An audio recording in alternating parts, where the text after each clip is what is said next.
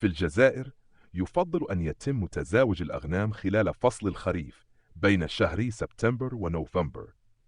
هذا التوقيت مناسب بشكل خاص نظرا لأن المناخ الجزائري يتسم بأجواء أكثر اعتدالا في هذا الموسم، مما يعزز فرص نجاح التزاوج ويسمح بولادة الخرفان في فصل الربيع، حيث يكون الطقس ملائما وتتوافر الموارد الغذائية الطبيعية بوفرة.